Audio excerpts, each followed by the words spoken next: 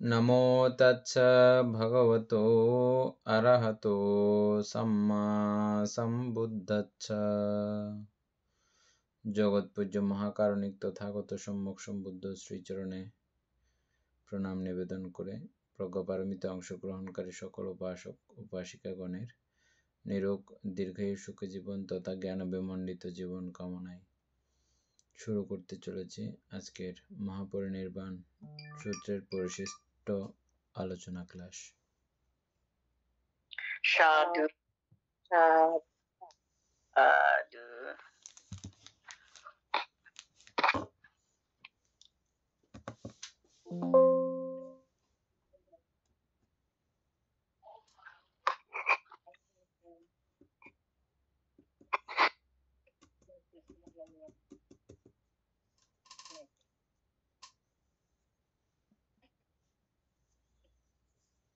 উপাসক আরম্ভ করেন।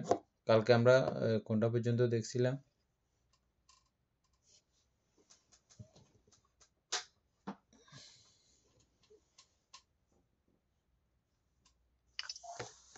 কালকে আমাদের কিসের জানি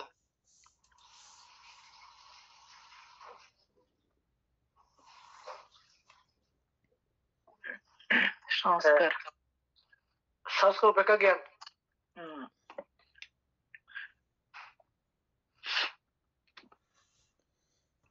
এর পরে আছে যে কোনটা? বেদনান্ত বেদনা উপেক্ষা।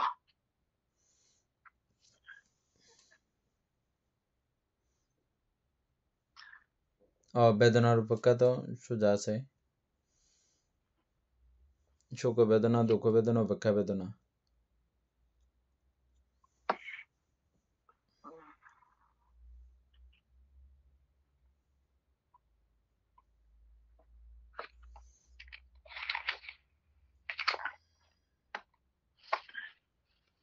এটা তো সপ্তবুদ্ধাঙ্গের অঙ্গ না বলতে?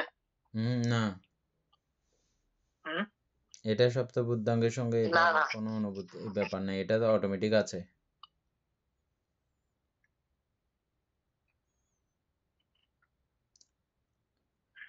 বেদনা কিন্তু আছে, তবে এই বেদনার মধ্যে সুখ লাগে, মাঝে মধ্যে আমাদের দুঃখ লাগে, আবার মাঝে মধ্যে সুখ দুঃখ কোনোটাই লাগে না, ওই অবস্থাটাকে বলা হয় উপেক্ষা।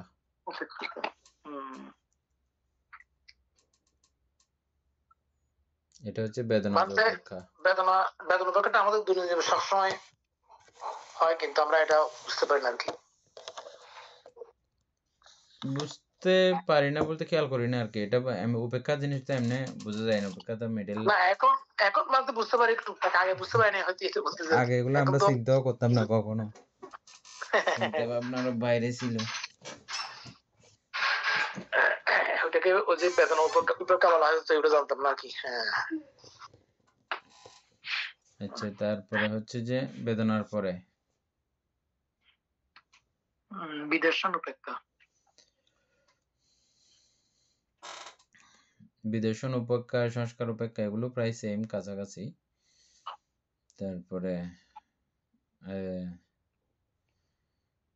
তারপরে ওখানে কি লেখা আছে একবার পড়েন তো।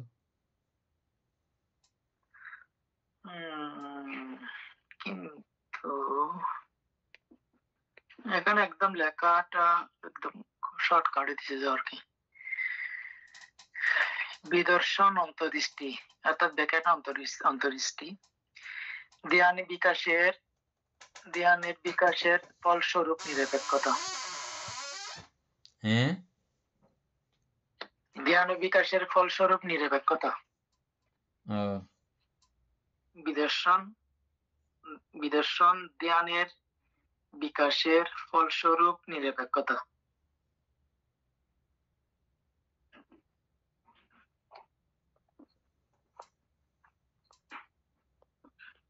কিন্তু সুপ্রিয়া বাবুর ওখানে বিদর্শন জায়গায় আছে যে জীবিকা উপেক্ষা বানতে।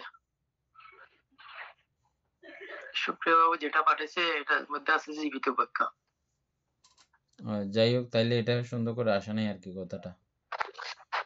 এমনি এটা আপনারা জানেন, আপনারা মূলত বিদর্শনের উপেক্ষা সম্পর্কে আপনাদের ধারণা আছে? উপাসক যদুতবাবু বলেন আগে।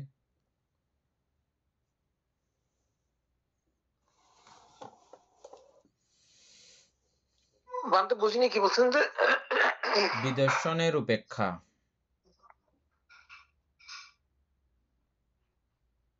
সম্পর্কে যেটা জানেন এটা বলেন।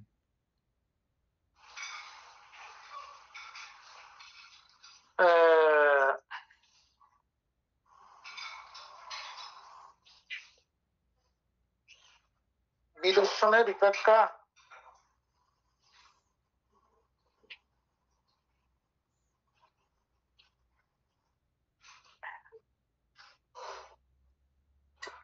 করজোরে বন্ধনে মানতে মঙ্গল বানতে এখানে কিছু কিছু বিষয় বিদর্শনের মধ্যে আমাদের উপেক্ষা করতে হয় বা ওইরকম কিছু মতে এটা আমার ঠিক ইয়ে করতে পারছি না। আমরা এর আগেও কয়েকটা, যেমন সংস্কার উপেক্ষা জ্ঞান এবং বিদর্শনের উপেক্ষা, এগুলো প্রায় সেম কাছাকাছি, এত বিশেষ পরিবর্তিত নাই। বিশেষভাবে দর্শন করার পরে নাম অথবা রূপ যেটাই আপনি দর্শন করেন না কেন, এটা এই বিদর্শন দ্বারা দর্শন করার সঙ্গে সঙ্গে উপেক্ষিত হয়ে যায়, বুঝছেন? মানে যখন আপনি অনিত্য রূপে দর্শন করবেন, দুঃখ রূপে যখন আপনার দেখা হয়ে যাবে, দুঃখিত বিষয়টাকে তো আপনি আর এটাকে আরাম ভাবে গ্রহণ করার মতো আত্ম নাই, উপেক্ষা করা ছাড়া কোনো উপায় নাই। হ্যাঁ, আপনার কাছে এখন যেহেতু লেগে থাকতেছে, লেগে থাকলেও আপনি এটার প্রতি পুরো উপেক্ষা ভাব,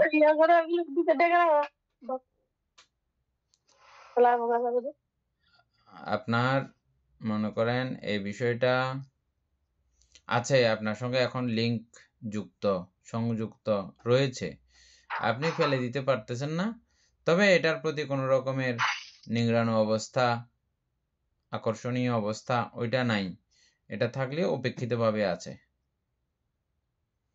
আমরা বিপাশনার মাধ্যমে নামকে দেখতেছি, রূপকেও দেখতেছি, কিন্তু এই নাম রূপকে আমরা ফেলে দিয়েছি, উপেক্ষাগতভাবে থেকে যায়, এগুলো সবগুলো আমাদের কাছে আছে।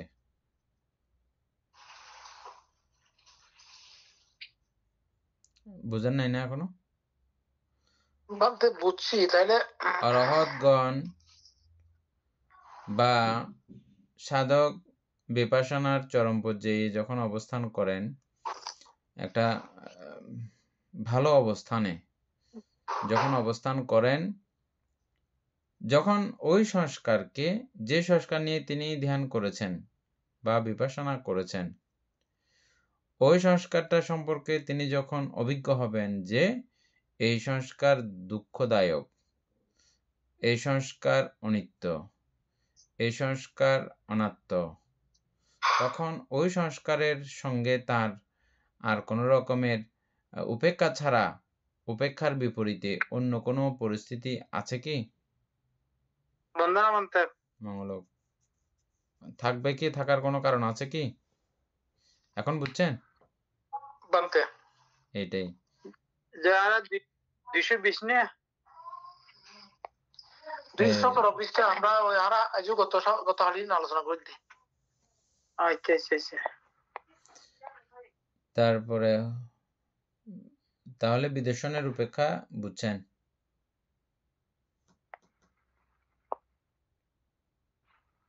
আচ্ছা, মূলত তাহলে ওইটাই আমাদের বিদর্শন উপেক্ষা। হ্যাঁ, ওটাই।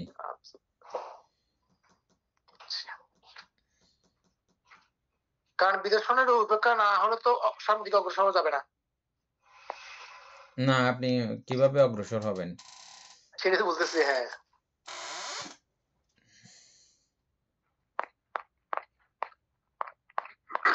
আমাদের কাজটাও এটা। আমরা যে ধ্যান করি, ধ্যানের যখন এখন তো আমরা চিত্ত সমাধিস্থতার কাজ করতেছি, যদিও বা সবকিছু নামের অনুসারে, নাম অনুসারে সবকিছু বিপাশনা বলেই আমরা দাবি করে বলি, কিন্তু প্রক্ষান্তরে কিন্তু আমরা একাগ্রতা করার চেষ্টাতেই ব্যস্ত থাকি। যেমন বিপাশনা বলতেছেন বুদ্ধ চারি সাতিপাট্টানের মধ্যে কায়ে কায়ানুপাচ্ছি, কায়কে যথাযথভাবে দেখা, এটা বিপাশনা। তো বেদনায় বেদনানুদর্শী, এটাও বিপাশনা। চিত্তে চিত্তানুদর্শী, ধম্মে ধম্মানুদর্শী, এগুলো কিন্তু বিপাশনা। কিন্তু আমরা এটা কিসের ভাবে শুরু করি, কিভাবে শুরু করি? প্রথমে একাগ্রতা আনয়নের প্রচেষ্টাতে আমরা শুরু করি। যে কাজ করি যখন, সেই কাজে মনোযোগ দেওয়া, এভাবেই আমাদের কাজগুলো শুরু হয়। দেখেছেন তো না? এবং এটা হ্যাঁ, পারতেছি। ক্রমান্বয়ে গভীরে গিয়ে যখনই চিত্ত একাগ্র হয়, তখন একদম অনুতে গিয়ে দর্শন হয়, নাম এবং রূপের অনুতে, কায়ানু দর্শন। এই কায়ানুদর্শন সম্পর্কে, কায় অনুদর্শন সম্পর্কে অন্যান্য বইয়ে নর্মালভাবে লেখা থাকবে, কিন্তু আপনারা বুঝতে এই আমাদের অভিধর্ম অর্থ সংগ্রহে যেভাবে আমরা বুঝেছি ওইভাবে বুঝবেন। কায়ের অনুদর্শন, বেদনার অনুদর্শন, চিত্তের অনুদর্শন, ধর্মের অনুদর্শন, যেভাবে আমরা আগে আলোচনা করছিলাম এভাবে। আর নর্মালি অন্যান্য বই এভাবেই পাবেন, শুধু কায় সম্পর্কে যে দর্শন, ওটাই কায়ানুদর্শন। মানে এটা ভাষাগতভাবে একটা ব্যাপার আছে, বাংলার সঙ্গে একটা ম্যাচিং করা বিষয় আছে, বুঝছেন? কায়ানুদর্শন মানে কায়ের দর্শন, এটাই এর দূরে লেখা আছে প্রায় বইয়ে। কায় সংক্রান্ত দেখাশোনা, চিত্ত সংক্রান্ত দেখাশোনা, চিত্তানুদর্শন, এভাবে চারটেই। কিন্তু আমরা কি বুঝছি? কায়ের অনুদর্শন মানে কি? একদম রূপকলাপ পর্যন্ত বা কায়ের সর্বকনিষ্ঠতম অবস্থা যতটুকু করা যায় অতটুকু পর্যন্ত দেখে দেখে আসার নাম হচ্ছে কায়ানুদর্শন। এভাবে চিত্ত, এভাবে বেদনা, এভাবে ধর্ম।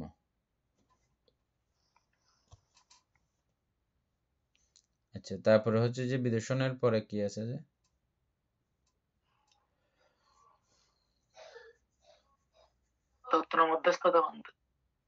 তত্র মধ্যস্থতায় আমরা অনেকবার আলোচনা করছি খুব সুন্দর করে, আর এটা আশা করি আপনাদের কেউ বলিও যাবেন না। প্রথমে সুপ্রিয় বাবুর অবশ্য জানা না এটা। সুপ্রিয় বাবু এমনি বই থেকে শিখছেন যে, মনে আছে? এবারে যে দেখেছেন আপনি,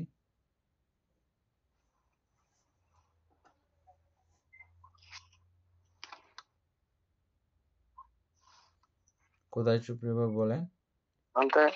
তত্র মধ্যস্থতা বলেন তো।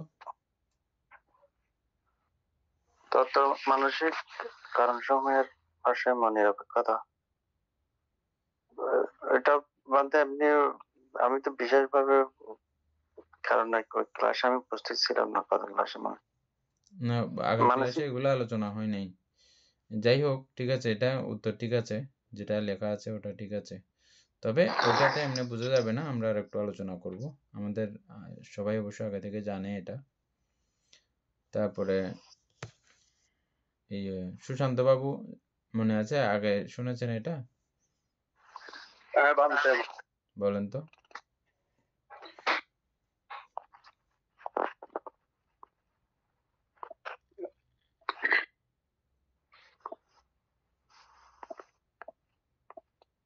মানসিক উপাদান সমূহ যেমন মনের অতি উৎস,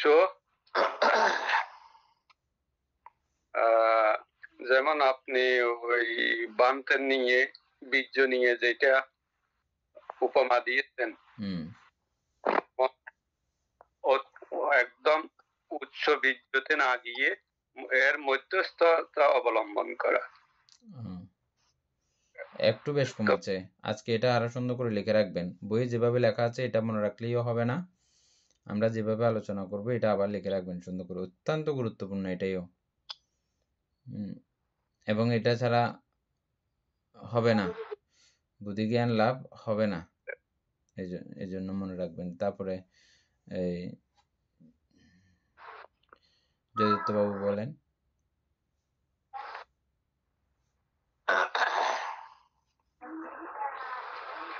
বলতে তত্র মধ্যস্থতা আমরা তো জেনেছি অনেকভাবে। ওইটা বলতে মূল নয়, একটা শব্দ বললে এটা ধরনের নিরপেক্ষতা বোঝায় আর কি। এটা এরকম কেউ গালি দিল বা বকা দিল, কিন্তু ওইটাকে মানে ওইটাকেও ইয়ে না করে এবং আরেকজনের ওইটার কি জানি উদাহরণটা তো হচ্ছে না। আচ্ছা যাই হোক, সুকুমার বাবু বলেন। মাঝখানে থাকা আর কি, হ্যাঁ, নিরপেক্ষ থাকা। বানতে এক কথাই বিতর্ক না করা, তাই না? না, সুকুমার বাবু বলেন তো। সুপ্রিয় হ্যাঁ, বাবু বলতে নোট করে নিরপেক্ষতা দেন। ঠিক আছে, নিরপেক্ষতা ঠিক আছে, তবে অর্থাৎ এটার মধ্যে অর্থাৎ দুইয়ের মধ্যে ভারসাম্য, অর্থাৎ চিত্তের লীন এবং উদ্ধতার মধ্যে অন্ত আর কি, অবস্থা দুইয়ের মধ্যে মানে তত্ত্বের মধ্যস্থের মধ্যে থাকা আর কি। যাই হোক, সুকুমার বাবু মনে আছে, লিখে রাখবেন সবাই একটু এটা। হ্যাঁ, এটা গুরুত্বপূর্ণ, গুরুত্বপূর্ণ নয় শুধু, অতি গুরুত্বপূর্ণ।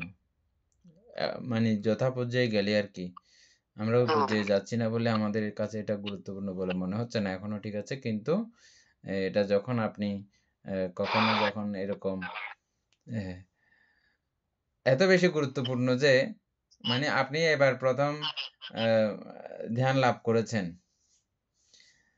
ধ্যান লাভ করেছি যখন প্রায় সময় তো আমি লাভ করতে পারবো, কন্টিনিউ লাভ করতে পারবো।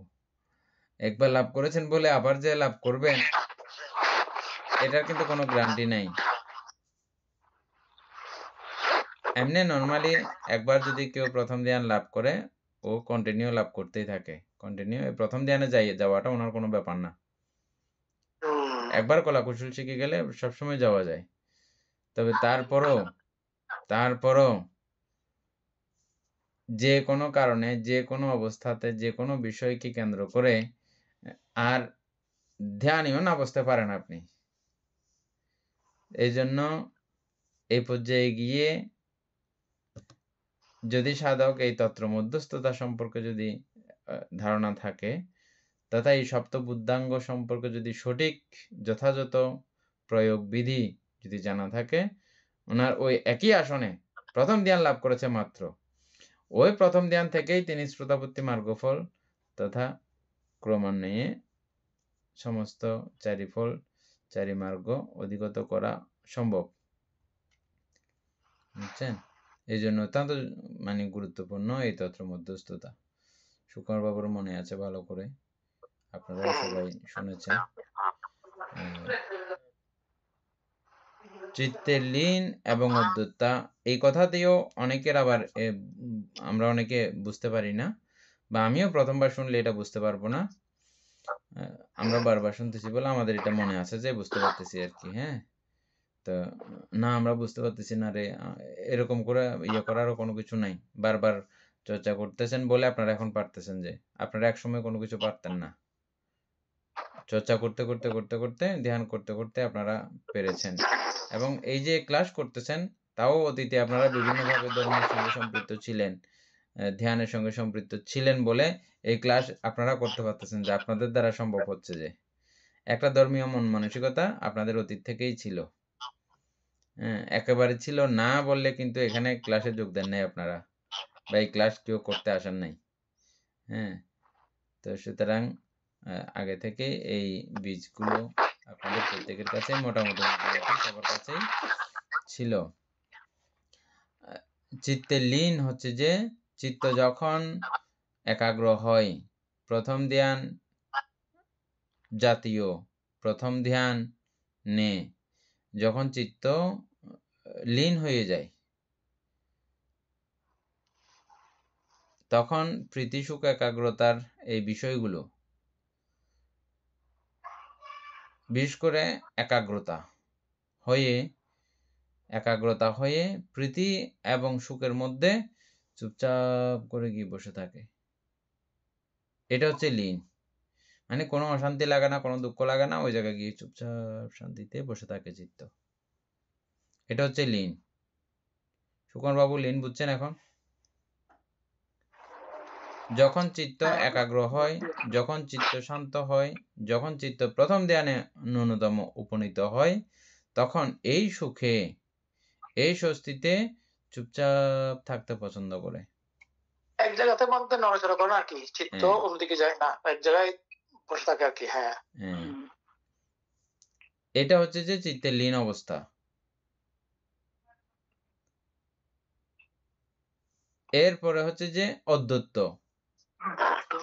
অদ্বৈত মানে হচ্ছে যে চঞ্চল হওয়া, প্রথম ধ্যানে সমাসীন হয় নাই, চিত্ত ধ্যানস্থ না, চিত্ত একাগ্র না। আর এই লীন থাকলে তখন বুঝতে হবে যে আপনার প্রথম ধ্যানও আছে আপনার কাছে, মিনিমাম ন্যূনতম প্রথম ধ্যান আপনার কাছে এখন অধিগত। লীন মানে বুঝতে হবে যে প্রথম ধ্যান অধিগত। আর অদ্বৈত মানে কোনো ধ্যান নাই, প্রথম ধ্যানও নাই। অদ্বৈত চিত্ত চঞ্চল, অদ্বৈত। এই অদ্বৈত হতে দেওয়া যাবে না, চঞ্চল হতে দেওয়া যাবে না, এবং লীনও হতে দেওয়া যাবে না। বেশি ডেঞ্জারাস কথা না এটা? এখানে যে চিত্ত একাগ্র করে আছে, ওখানে একাগ্র করে চুপচাপ বসে থাকো, ওইভাবেও তাকে করতে দেওয়া যাবে না। কি করতে হবে তাইলে?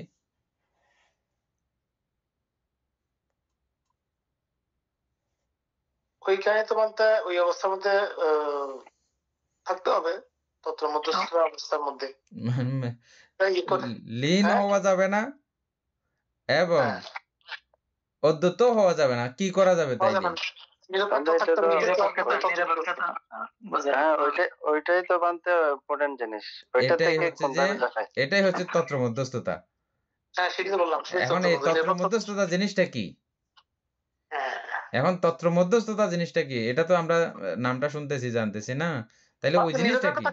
থাকতে হবে আর কি বলতে। এখানে আমি তো বললাম নিরপেক্ষতা, কারণ বলে- ওদিকে যাওয়া যায়, এদিকে যাওয়া যায়, নিরপেক্ষ থাকতে এটা হবে। নিরপেক্ষতাটা বলেন।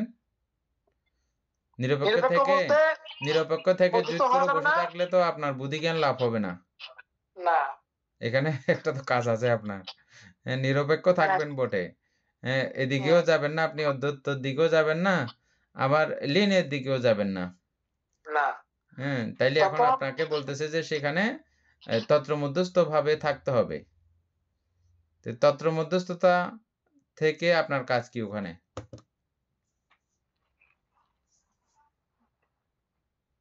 এরপরে কি বলতেছে বন্ধু সেটা জানতে হবে কি। আমরা তো তত্ত্ব মধ্যস্থ শুনলাম, কারণ তত্ত্ব বুঝলাম, তত্ত্ব মধ্যস্থ বুঝলাম, তারপর কি বলতেছে সেটা বুঝতে হবে ওইদিক দিয়ে।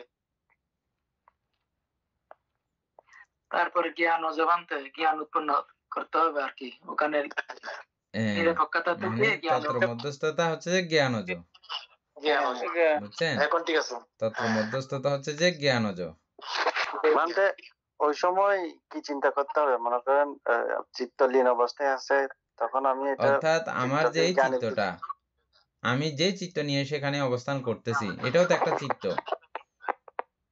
যেই আলম্বনকে কেন্দ্র করে যে চিত্ত আমি এখন বানিয়ে রেখেছি, একই জায়গায় বারবার চলতেছে, ঘুরতেছে, এক জায়গাতেই আমি রেখে দিয়েছি, ওটাকে চিত্তের লীন অবস্থা, শান্ত অবস্থা। ওই জায়গায় ওই চিত্ত সম্পর্কেও আমার সেম ধারণা থাকতে হবে যে এই চিত্তও সংস্কার ধর্মের সমষ্টি মাত্র।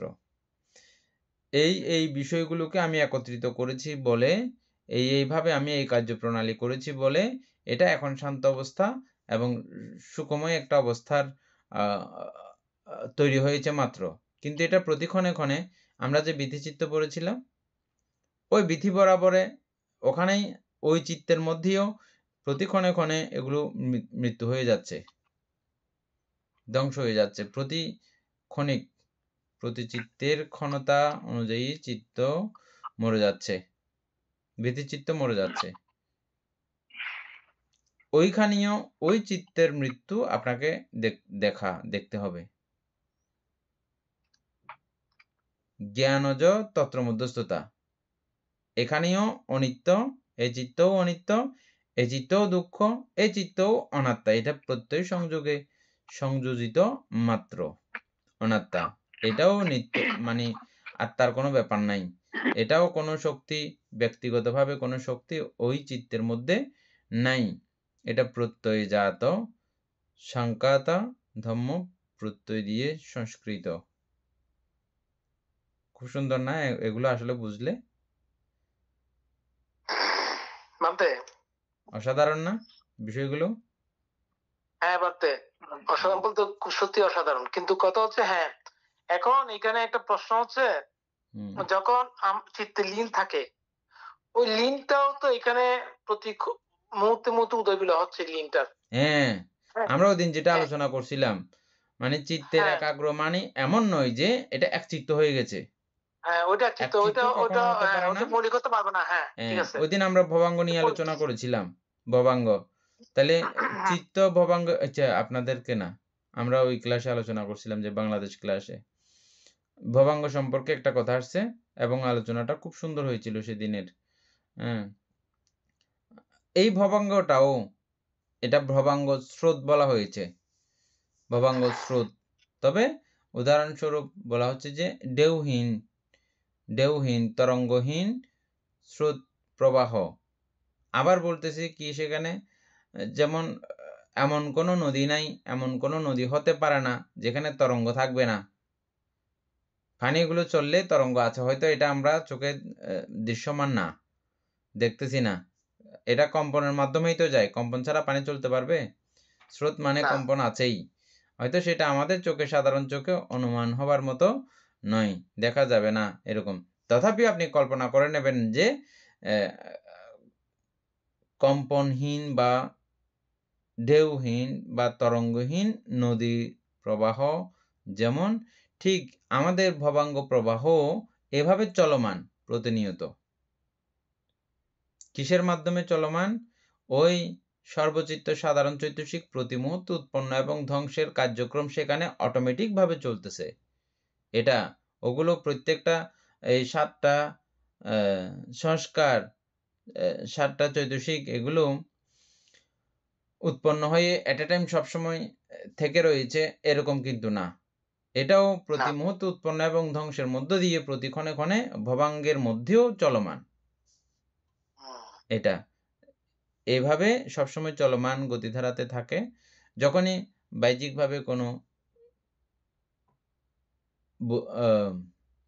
আলম্বনের উপস্থিতি হয়, তখন আমার সেন্সরগুলো যখন অ্যাক্টিভ থাকে, তখন এগুলো কার্যক্রম শুরু হয়ে ওই তরঙ্গ সৃষ্টি হয় আর কি, নতুন করে তরঙ্গ মানে স্পর্শ হয়, স্পর্শ থেকে যাবতীয় যা যা হওয়ার এগুলো সবগুলো তৈরি হয় আর কি। নদীতে যেমন কোনো কিছু একটা ঢিল মারলে বা কিছু একটা আঘাত করলে যে তরঙ্গ যেমন সৃষ্টি হয়, ঠিক ওই ভবাঙ্গের মধ্যে যখন চক্ষু দ্বারে বা শ্রোত্র দ্বারে বা ঘ্রাণ দ্বারে অথবা জিহ্বা দ্বারে এ জাতীয় কোনো কিছু উৎপত্তি হয়, উপস্থিত হয়, তখন এই সেন্সর জাগ্রত হয়। ভবাঙ্গ থেকে অতীত ভবাঙ্গ, তারপরে চলন, তারপরে উপচ্ছেদ, পঞ্চদ্বার আবর্তন, বিজ্ঞান, সম্প্রতীচ্য সন্তিরণ, এভাবে ক্রমান্বয়ে শুরু হয়। বলতে চিত্ত লীন থাকা অবস্থায় প্রথম যে জ্ঞান উৎপন্ন করার কথা যেটা বলা হয়েছে, আমি মানে কি বিষয় নিয়ে জ্ঞান, প্রথম জ্ঞানটা কি, মানে কি বিষয় নিয়ে জ্ঞানটা উৎপন্ন হবে? অর্থাৎ আমি এই যে ধ্যানটা করলাম, এই তত্র মধ্যস্থতা আনায়ন করলাম, হয়তো সমত ভাবনার আমরা 40 প্রকারের আলোচনা গবেষণা আমরা করেছি, অথবা সেগুলোর মধ্যে যে কোনো একটা দিয়ে আমি ধ্যান করতেছিলাম,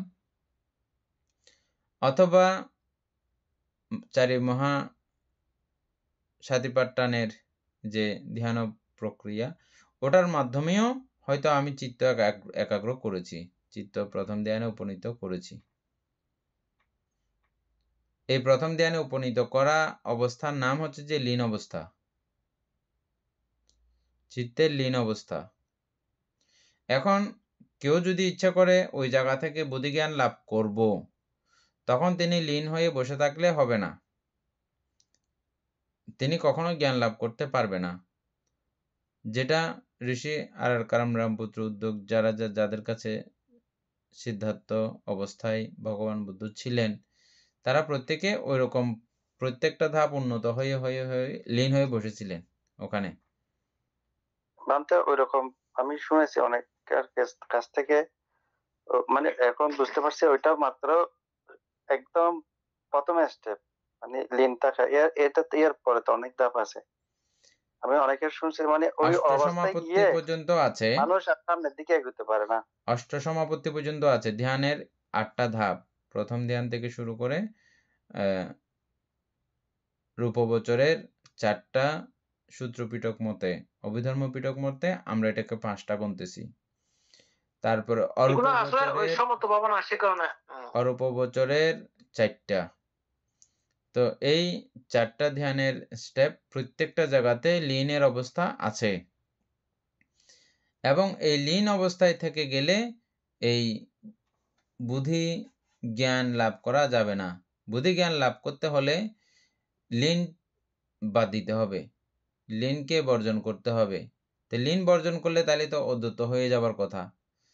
অদ্বৈতও হতে দেওয়া যাবে না। অদ্বৈত মানে চিত্তে চঞ্চল হয়ে যাওয়া। এই চিত্ত চঞ্চলও হতে দেওয়া যাবে না। দুইয়ের মাঝখানে রেখে এটাতেও বসে থাকবো না, আবার ওদিকে চঞ্চলও করব না, ঠিক নিউট্রাল করে রাখা। গাড়ির গিয়ার যেমন নিউট্রাল করে রাখা, যেরকম এদিকেও যাইতে পারবে না এদিকেও যাইতে পারবে না, নিউট্রালটা মিলতেছে না, হাফ ক্লাচটা মিলে বেশি। আমি হাফ ক্লাচ দিয়ে একবার উদাহরণ দিয়েছিলাম আপনাদেরকে। যারা পাহাড়ে গাড়ি চালায় তারা হাফ ক্লাচ জানবে, এমনি নর্মাল সবাই জানবে না। পাহাড়ে ওঠার সময় ব্যবহার করা হয়। পাহাড়ে ওঠার সময় গাড়ি যদি আপনি মাঝখানে যদি ধরে রাখতে চান, পাহাড়ে উঠবেন, গাড়ি ব্রেক ধরবেন না, ব্রেক ছাড়া, বুঝছেন, গাড়িকে দাঁড় করায় রাখা, এটাকে বলা হয় হাফ ক্লাচ। উপরেও যাইতে পারবে না আবার নিচেও যাইতে পারবে না। নিচে আপনার পিছনে গাড়ি আছে, পিছনে যাইলে মাত্র মুখ ভেঙে যাবে, আর সামনে যাইলে আপনার মুখ ভেঙে যাবে, বুঝছেন। কোথাও না গিয়ে গাড়ি জাম লাগছে যে এখন দাঁড়িয়ে থাকতে হয়, এটাকে বলা হয় হাফ ক্লাচ। এটা একটা পায়ের কলা কৌশল। স্কেলেটার এবং ক্লাসের দুইটার সাহায্যে এটা করতে হয়, ভারসাম্য রক্ষা করে এটাকে করতে হয়। ঠিক এই জায়গায় গিয়ে সাধক চিত্তকে অদ্বৈতও না করে আবার ধ্যানের প্রীতি সুখে নিমগ্ন না থেকে চিত্তকে সজাগ রেখে সক্রিয়ভাবে জ্ঞানে পরিচালিত করেন, যেটাকে বলা হয় জ্ঞানজ। এই তত্র মধ্যস্থতা জ্ঞানজ। ওই সময় কোন জ্ঞানের আমি বলতেছি, ওই যে জ্ঞানজ বিষয়, জ্ঞান হচ্ছে যে ওই চিত্তকে ওইভাবে দেখা, অনিত্যভাবে দেখা। ভবাঙ্গের কথা যে বললাম, এখন ভবাঙ্গ প্রতি মুহূর্তে মুহূর্তে এভাবে তার বিষয়বস্তু নিয়ে উৎপন্ন হচ্ছে এবং ধ্বংস হচ্ছে, এভাবে প্রবাহিত। এবং আমাদের প্রত্যেকটা চিত্ত, আপনি বাংলাদেশ ক্লাসটা একটু করে দেখে নেবেন, আজকে কালকে কয়েকদিনের মধ্যে রুলিং চলছে ক্লাসগুলো। আমরা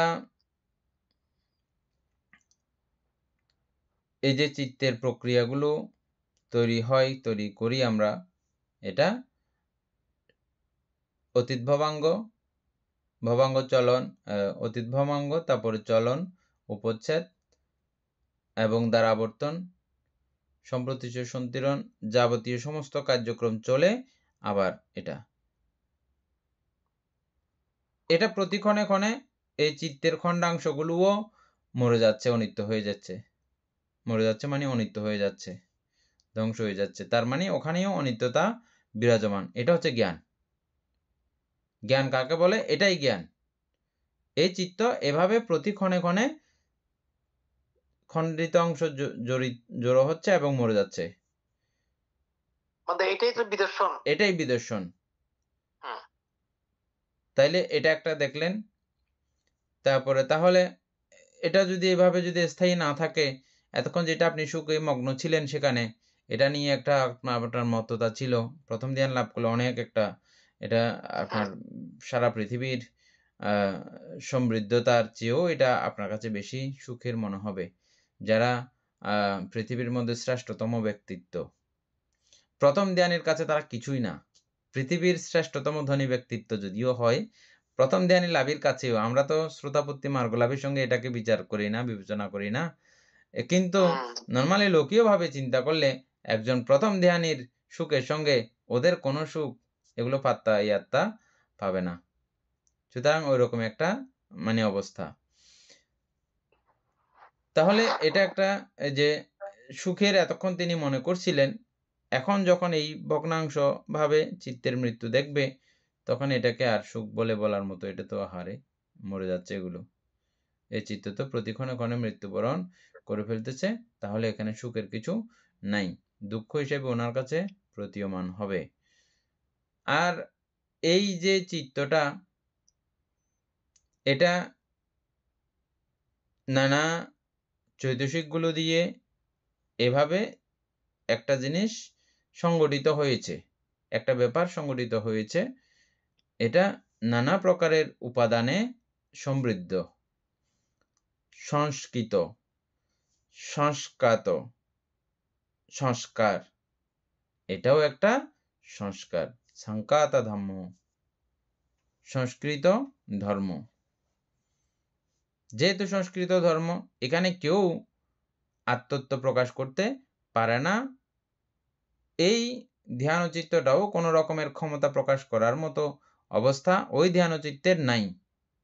এভাবে যখন চিন্তা করবে, তখন ওই ব্যক্তি তখন ওই বিষয়ের মধ্যে অনাত্মা জ্ঞান লাভ করেন। এই তিন জ্ঞানে জ্ঞান রাখা, তিন অবস্থা বুঝে শুনে চলা, এটাকে বলা হয় জ্ঞানজ উপেক্ষা বা জ্ঞানজ তত্ত্বমধ্যস্থতা। জ্ঞানজ উপেক্ষা বা জ্ঞানজ তত্ত্বমধ্যস্থতা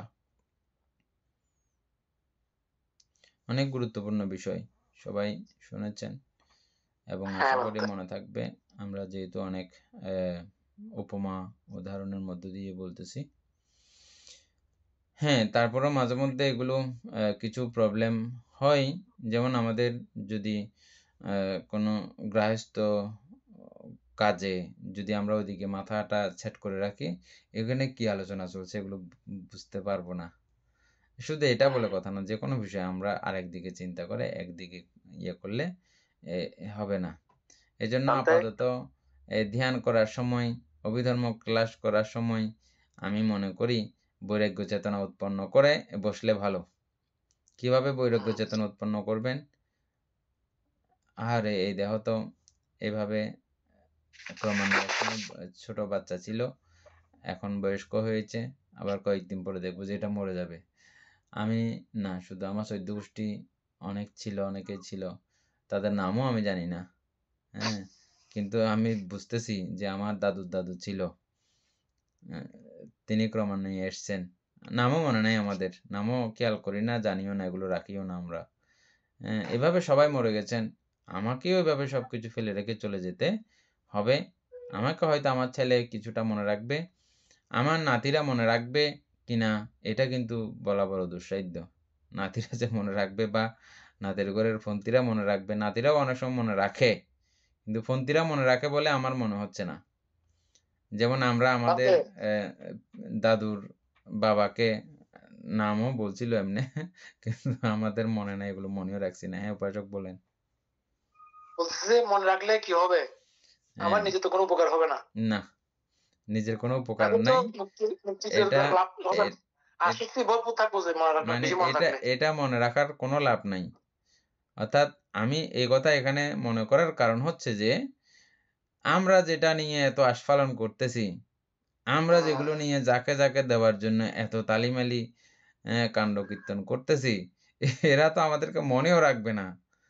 হ্যাঁ, এরা তো আমাদেরকে মনেও রাখবে না। রাখলেও আপনার লাভ কি? আপনার কোনো লাভও নাই। না, তারপরে এটা মনে করলেই অন্তত একটা চিত্তে প্রবোধ জাগে যে আমি এদের জন্য এত কিছু করতেছি। এখনই আপনি ভেবে দেখেন না, আপনি কারোর জন্য বিশাল কিছু একটা করতেছেন, দেখা গেল যে ওরা আপনাকে পাত্তাও দিচ্ছে না। ওরা আপনার প্রতি কোন রকমের দায়িত্বশীলও না। তখন সঙ্গে, সঙ্গে এতদিনের যে একটা আ খুব ইয়ে ছিল আপনার, মানসিক অবস্থা ছিল, এটা সঙ্গে, সঙ্গে কেটে যাবে না? কেটে যাবে না? সঙ্গে, সঙ্গে একটা উদাসীন ভাব হয়ে যাবে না? ধুর আমি তাদের জন্য এত মরামরি করতেছি। তারা তো কোন সময় আমার জন্য দেখতেছি যে মরামরি করে না। আমি না শুধু, শুধু মরতেছি। তাইলে ১ বার, ২ বার, ৩ বারের সময় আপনার একটা জ্ঞান সঞ্চারিত হয়ে যাবে। হ্যাঁ, জ্ঞান বান্তে হয়ে হ্যাঁ, উপাসক বলেন। বান্তে বলতেছি একজন অরহত ভিক্ষুর সাথে যদি ধ্যানে বসে, প্রথম প্রথম চিত্তলীন হওয়ার পরে ওই অরহত ভিক্ষুটা বুঝতে পারবে ও চিত্তলীন, মানে ভাইব্রেশনে বুঝতে পারবে ও চিত্তের এই অবস্থায় আছে। তখন যদি উনি ইন্ডিকেশন করে তুমি এই অবস্থা এভাবে থাকো, আমার থেকে লাগতেছে মানে একজন অরহত ভিক্ষু যদি গাইডলাইন দেয় ওই সময়, উনি খুব দ্রুত মানে স্টেপ বাই স্টেপ পার হতে পারবে। কারণ উনি তো বুঝতে পারবে ওনার চিত্ত বর্তমানে কি অবস্থায় আছে। এটা আমরা যে বৌদ্ধ গল্পগুলো পড়ি, সূত্র আদি পড়তেছি, সূত্রের মধ্যে এ জাতীয় ব্যক্তিত্বদেরই কথা। সূত্রপিটক মানেই হচ্ছে যে নানা ভিক্ষুদের গল্প কাহিনী। কিভাবে তারা ধর্ম লাভ করেছেন এবং বুদ্ধ তাদেরকে পরবর্তীতে সেটা সলিউশন কি দিয়েছেন। সূত্র মানে নির্বাণ যাওয়ার সূত্র, নির্বাণ লাভ করার সূত্র। এই সূত্রে দিয়ে আপনি অঙ্ক করলে অঙ্কটা যেমন মিলে যায়, এই সূত্র দিয়েও আপনি নির্বাণ যেতে পারেন। হ্যাঁ, এগুলো হচ্ছে যে একেকটা সূত্র, এক পর্যায়ে আপনি যেতে পারেন। প্রত্যেকটা সূত্রই তাতে নির্বাণ প্রদায়ী। সূত্র তো বইতে সূত্র লেখা থাকে, আমরা সব সূত্র দেখছি মনে করেন, হ্যাঁ, অ্যালজেব্রা অনেক সূত্র, কিন্তু টিচার যতক্ষণ ওই সূত্রটা প্রয়োগ করা বিধি না শিখাবে ততক্ষণ কাজ হবে না। দেখলেও আমি অঙ্কটা করতে পারবো না। না, এটাই হচ্ছে মূল কথা। এখন সূত্র আছে, ঠিক আছে, সূত্র আছে, এই সূত্রের প্রয়োগ বিধি ওইভাবে গুরু আপনি যদি খুঁজেও না পান কোনো অসুবিধা নাই। এখন বর্তমানে আমাদের যেমন মঙ্গলসূত্র আছে, মঙ্গলসূত্র নিয়ে আপনি বিশদভাবে আপনি জানতে চান, তখন মঙ্গলসূত্রের অর্থ কথা পড়বেন। আরো বিশদভাবে জানতে চান, টিকা টিপ্পনী পড়বেন। এখন আরো বিশদভাবে জানতে চান, আপনি প্রত্যেকটা ওয়ার্ড সম্পর্কে ChatGPT কে জিজ্ঞেস করবেন, টিকা টিপ্পণীর মতো কাজ করবে। আচ্ছা, যাই হোক। ওইগুলো নিজের মধ্যে অ্যাপ্লাই করতে হবে আর কি, আমরা তো শুধু জেনে পড়ে থাকি যে। হ্যাঁ, তো আমরা অ্যাপ্লাই কি করতে হবে। যেন বলতেছিলাম, তত্র মধ্যস্থতার কথা না, এটা বলতে বলতে কোথায় যেন গিয়েছিলাম। এই ক্লাস করতে হলে এই ক্লাস শুনতাম, রেডিওতে শুনতাম। হ্যাঁ, হ্যাঁ, রেডিওতে রেকর্ড হতো। রিঙ্কু বড়ুয়া কি বলছেন মনে বলে? না ভান্তে ওই মেয়েকে উত্তর দিছে যে ভান্তে। ও আচ্ছা, আচ্ছা। এই এভাবে বৈরাগ্য জ্ঞান উৎপন্ন না করলে এই ক্লাসে বসেও মানে আপনারা অতটা লাভ অবস্থা তৈরি করতে পারবেন না। এরকম কিছু কিছু বিষয় আমরা যেগুলো মাঝে মধ্যে বলি, এগুলো স্মরণ রাখবেন, মনে রাখবেন, তাহলে বৈরাগ্য ভাব অটোমেটিকভাবে উৎপন্ন হবে। শুধু যে আপনাদের উৎপন্ন করার দরকার তেমন না, আমারও এগুলো উৎপন্ন করা দরকার। আমি এগুলো আপনাদেরকে বলার মাধ্যমে নিজেও আবার এগুলো স্মরণ করি। বিনাজুরির একটা ঘটনা, হ্যাঁ, আপনাদের বাড়ির আশেপাশে কোনো একটা বিখ্যাত ডাক্তার ছিল। ওই ডাক্তার হিন্দু ডাক্তার মারা গেছে, বাড়িতে আনছে ইয়া করার জন্য, জ্বালানোর জন্য আর কি। তারপরে গ্রামের সবাই গাছ কাটাকাটি করতেছে। আম গাছ, নিম গাছ, এগুলো হিন্দুদের, আমাদের বড়ুয়াদেরও কোনো কোনো গ্রামে এখনো প্রচলিত আছে, এগুলো লাগে, আম গাছ এবং নিম গাছ। এই আম গাছ নিম গাছ কাটতে গিয়ে, নিম গাছ কাটছে, আম গাছ যখন কাটতেছে, ওইদিকে গাছটা আছে, এটা কাটবো আমরা। বউয়ে কাঁদে কাঁদিয়ে বলতেছে যে ইবে নখাট্টু, এবার মধ্যে মিডিয়াম ধরে, ওই দিয়ে খড় আম গাছ আছে, ইবে খাটো, এইবার মধ্যে খড় খড় আম ধরে, ইউন এত কাজত নলাগে, ওবে মিডিয়াম গাছ, ইবে নখাট্টু। ওনার অর্জনে উনি তিল তিল পরিশ্রম করে এই ঘর সংসার সবকিছু উনি সাজিয়েছে। যাওয়ার বেলায় এই একটা মিষ্টি আম গাছও ওনাকে সঙ্গে দিচ্ছে না। হ্যাঁ, তবে দিয়ে লাভ কি? এটা তো এমনি লাভের কোনো বিষয় না। একটা ভাবনার বিষয়। উনার সবকিছু উনার অর্জনে অর্জিত। যাওয়ার বেলায় একটি মিষ্টি আম গাছ সেটাও কাটতে চাইছে যে এটা আমাদের জন্য থাকবে যে তুমি যাচ্ছ তুমি এমনি এমনি চলে যাও। আমাদের গাছ নিয়ে বানতে তার একটা জি। প্রশ্ন করি বানতে। হ্যাঁ, আচ্ছা, উনি যে কান্না করছেন, উনি সুখটা কি আসলে সত্যি ছিল না অভিনয় ছিল? অভিনয়। যদি এটা সত্যি তো থাকতো তাহলে অভিনয়। ওই মাথাটা উঠে আসতো এখন না। তো মনে করেন আমরা এরকম অনেক ঘটনা দেখি। অনেক ঘটনা। হ্যাঁ, বউয়ের তিল পরিমাণ কান্নাকাটি আসে না। তো বান্ধবী গিয়ে জিজ্ঞেস করতেছে, "তুই তাইলে তখন কাঁদছিলি যে?" অবু কদা ন কাঁদিলে আর একটা মাইনষে বাইর যে ফেলাইব না। "কিয়া? আয় মারি ফেলাই কইবো দেতে। আয় মারি ফেলাই কইবো দে।" উল্টো হয়ে যাইব কেইসাতে। সুতরাং কথা নাই কাঁদানে নোয়াইলিও মানে অনেক সময় সাংসারিক সবার সংসার কোনো সুখের হয় না। স্বস্তির হয় না।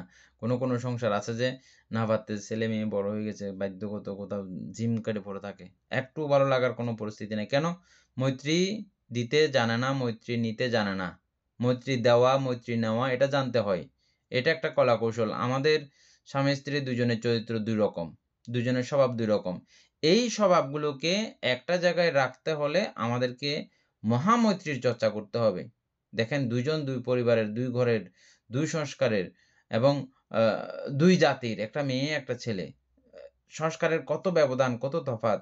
তাহলে এখানে এই যে আমাদের মধ্যে এই যে সংসারগুলো দীর্ঘদিন টিকে সমৃদ্ধ থাকে কেন?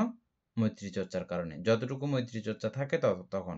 যখন সেখানে শুধু স্বার্থের টানাটানি চলবে, স্বার্থের হানাহানি চলবে, সেখানে মৈত্রী দূর হয়ে যাবে। তখন চাইবে যে কে কখন মরে যায়। জামাই চাইবে যে বউ মরে যাক, বউ চাইবে যে জামাই মরে যাক।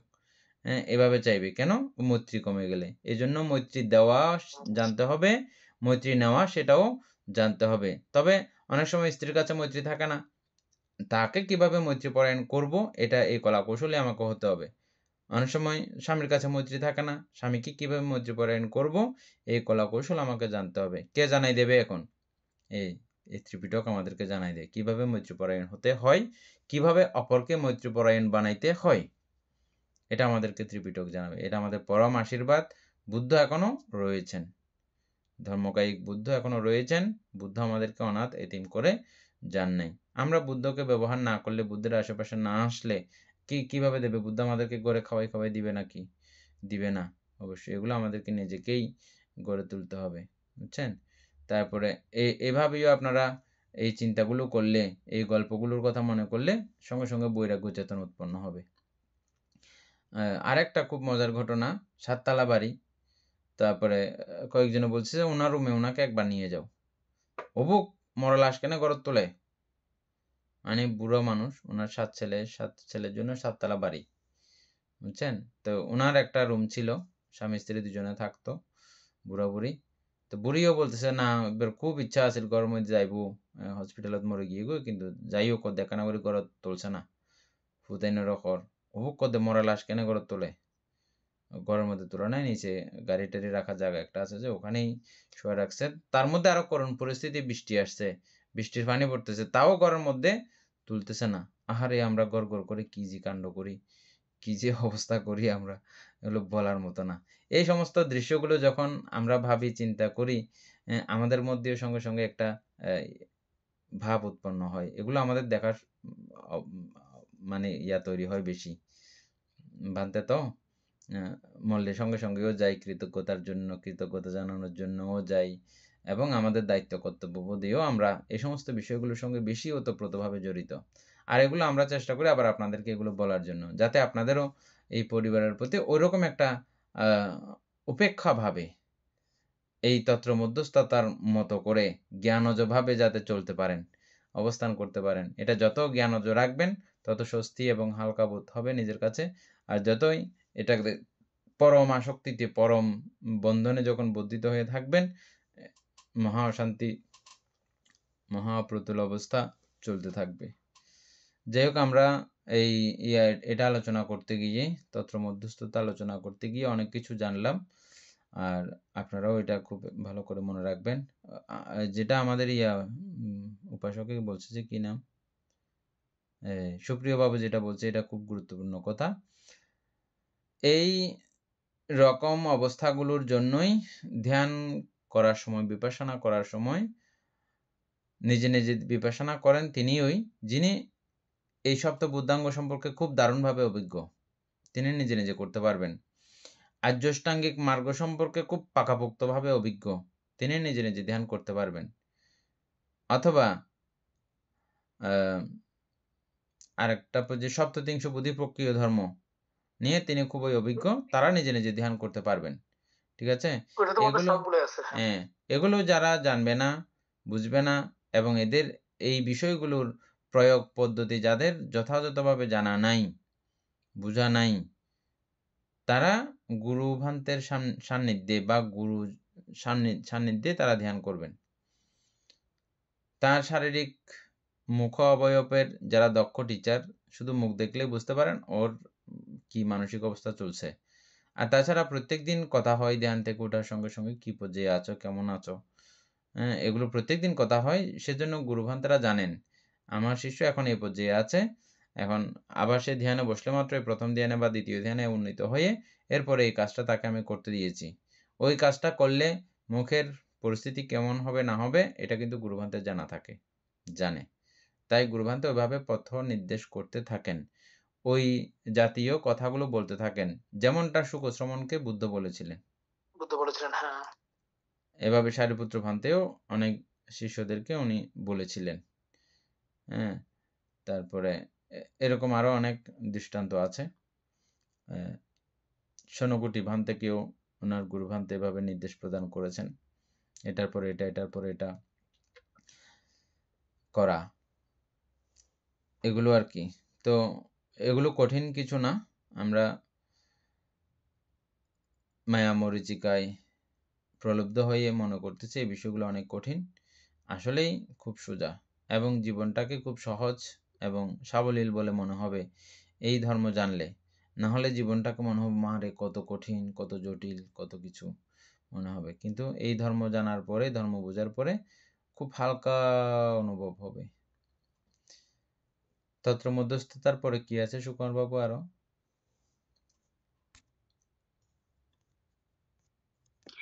ধ্যানজ উপেক্ষা ভান্তে, ধ্যানজ উপেক্ষা, আরেকটা আছে যে পরিশুদ্ধি উপেক্ষা, আর দুইটা আছে। ধ্যানজ উপেক্ষা মধ্যে বর্ণনাতে কি লেখা আছে? তৃতীয় ধ্যানে অর্থাৎ অভিজ্ঞা প্রাপ্ত অপেক্ষা গভীর ধ্যান বা জানো আর কি, জানা ধ্যান, অর্থাৎ তৃতীয় ধ্যানে অভিজ্ঞতা প্রাপ্ত আমরা যখন প্রথম ধ্যান লাভ করি তখন আমাদের 5 প্রকারের সব বিষয়গুলো আমাদের থাকে, বিতর্ক, বিচার, প্রীতি, সুখ, একাগ্রতা। তো পরবর্তীতে আমরা আর যখন আমরা দ্বিতীয় ধ্যানে উন্নীত হই তখন বিতর্ক প্রয়োজন হয় না। বিতর্ক প্রয়োজন হয় না বলে তখন এই হিসাব করা হয় না, বিতর্ক যে চলে গেছে নাই এমন না, এটা কিন্তু আমরা আলোচনা করছি। তা এখানেও কিন্তু উপেক্ষার ব্যাপার না, ও যে বিতর্ককে উপেক্ষা করছে তা কিন্তু না, এমনি প্রয়োজন হচ্ছে না, দরকার নাই। এটা দ্বিতীয় ধ্যানের কন্ডিশনের মধ্যে একটু ঝামেলা আরো কমে যায়, বিতর্কের ঝামেলা। তা তৃতীয় ধ্যানে গিয়ে বিচারও আর প্রয়োজন হয় না, এগুলো ধ্যানের পর্যায়ে। কিন্তু ধাম্মা বিচায়া যেটা আছে এটা বিচার আলাদা, এই বিচার আলাদা, কিন্তু খেয়াল রাখবেন। প্রথম ধ্যানের বিচার, হ্যাঁ, প্রথম ধ্যানের বিচার ওই ধাম্মা বিচায়া, এই দুইটা বিষয় কিন্তু আলাদা। হ্যাঁ, এই বিচার হচ্ছে যে ওই প্রথম ধ্যানের যে বিচারটা আছে সেটা হচ্ছে যে যে বিষয় নিয়ে আপনি ধ্যান শুরু করেছেন, সমত ভাবনা আর কি, ওই জায়গার বিচরণ করা, ওখানে ঘুরে ঘুরে নির্দিষ্ট জায়গায় আপনি ঘুরে ঘুরে বিচরণ করার যে প্রক্রিয়া, ওটাকে ভালো করে দেখার বোঝার যে প্রক্রিয়া, ওটা হচ্ছে যে ওই বিচার। আর ধাম্ম বিচার হচ্ছে ধর্ম বিচার করা, 52 প্রকার চৈতসিক চিত্ত সহ 53 এই সমস্ত বিষয়ই উৎপন্ন হয় ওই ধর্মের বিচার করা, বিচার করে করে চলতে থাকা, এটা হচ্ছে ধর্মবিচার। আচ্ছা, তাহলে ধ্যানজ উপেক্ষা কি? তৃতীয় ধ্যানে যখন যাই তখন সুখ, প্রীতি সুখ একাগ্রতা, প্রীতি সুখ প্রীতি সুখ একাগ্রতা। একাগ্রতা। হ্যাঁ, ওই চতুর্থ ধ্যানের উপর কাছে বানতে আসবে যে। তারপরে চতুর্থ ধ্যানে গেলে এই সব বিষয়কে প্রীতি এবং সুখকে তিনি উপেক্ষা করেন। প্রীতি না, এবং সুখ সুখকে তিনি উপেক্ষা করে উপেক্ষা এবং একাগ্রতার সহিত অবস্থান করেন। অবস্থান করেন। কাকে উপেক্ষা করেন তিনি? প্রীতি এবং সুখকে উপেক্ষা করেন। এখানে আবার উপেক্ষা বলতে কিসের উপেক্ষা? ওই যে সংস্কার উপেক্ষা করেন ওই জাতীয় না, এটা শুধু না। প্রীতি এবং সুখকে উপেক্ষা করে দেন। কেন? নানাবিধ কারণে ওনার কাছে এই সুখটা বারবার উৎপন্ন হয়ে চলে যাচ্ছে, এগুলো বিরক্ত লাগতেছে, এগুলো ছাড়াও তিনি থাকতে পছন্দ করতেছেন। প্রীতি এবং সুখকে উপেক্ষা করে অবস্থান করার মধ্যে এটা আরেক প্রকারের মধুময় অবস্থা। এটা সুখ এবং প্রীতি এই দুটোটা নাই, না থাকলেও একটা পরম সুখের, শান্তির, স্বস্তির অবস্থা তিনি ভোগ করেন। হ্যাঁ, এবং এটা থেকে এটা উন্নততর স্বস্তি এবং শান্তি, বুঝছেন? এটা কিন্তু উন্নততর, যে জন্য ওই দুইটাকে তিনি ছেড়ে চলে আসছেন, প্রীতি এবং সুখকে, এগুলোকে গ্রহণ করতেছেন না, এটা আরো বড় বলে। তখন কারণ ওনার লাভ ও লাভের ব্যাপার, যশ অযশের ব্যাপার তখন কিন্তু ওনারও আছে। তখন এটা প্রথম ধ্যানের বেলা, কিন্তু পঞ্চম ধ্যানের বেলা এই জায়গাতে সবকিছু উনি বা মানে ছোটটা ফেলে দিয়ে বড়টা খাওয়ার যে মানসিকতা, এটা কিন্তু তখন আছে। অসুন্দরটা ত্যাগ করে সুন্দরটা গ্রহণ করার যে মানসিকতা, ওটা কিন্তু তখনও কিন্তু ওনার কিন্তু আছে। কার? ওই যে পঞ্চম ধ্যান লাভী ব্যক্তিত্ব যিনি, বুঝছেন? এই সুখ এবং প্রীতিকে তিনি উপেক্ষা করে দিয়ে আছেন বলে এটা উপেক্ষা। একাগ্রতা কিন্তু তখনও আছে। উপেক্ষা এবং একাগ্রতা এই দুই অবস্থাকে কেন্দ্র করে যে থাকা হয় ওটাকে বলা হয় উপেক্ষা, ধ্যানজ উপেক্ষা। আশা করি সবাই লিখে রাখছেন। আরেকটা সময় তো নাই, আরেকটা পরিশুদ্ধি উপেক্ষা। পরিশুদ্ধ উপেক্ষা কখন করবেন? কালকে? চতুর্থ ধ্যানে উপলব্ধ বিশুদ্ধ উপেক্ষা আর কি জানতে এখানে লিখছে যে এটা তো একই তাইলে এটার মতো।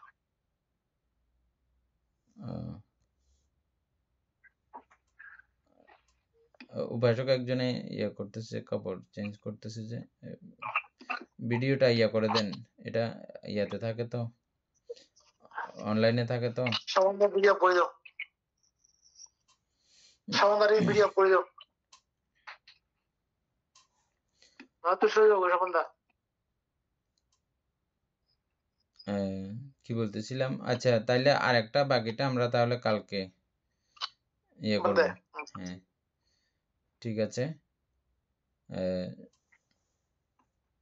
সদ্ধর্মপ্রাণ প্রিয় উপাসক উপাসিকা বৃন্দ, এতক্ষণ যাবৎ আমরা মহাপরিনির্বাণ সূত্রের পরিশিষ্ট আলোচনা করছিলাম। এতে আমাদের অপ্রমেয় পুণ্য সাধিত হয়েছে। এই পুণ্যরাশি অনন্ত চক্রবাসী সত্যগণকে দান করছি, গুরুভান্তিদেবকে দান করছি, মাতা পিতাগণকে দান করছি, এবং এই পুণ্যের কাছে আমরা প্রত্যেকে প্রার্থনা করব নির্বাণ লাভ অবধি অসৎ ব্যক্তি, মূর্খ ব্যক্তি, পাপমিত্রের সংসর্গ লাভ না করে সদা সর্বদা জ্ঞানদর্শী কল্যাণ মিত্রের সান্নিধ্য সংসর্গ লাভ করতে সক্ষম হই। এইরূপ সাধু কামনা পোষণ করে আজকের মতো ক্লাস এখানেই সমাপ্ত করছি। সাধু সাধু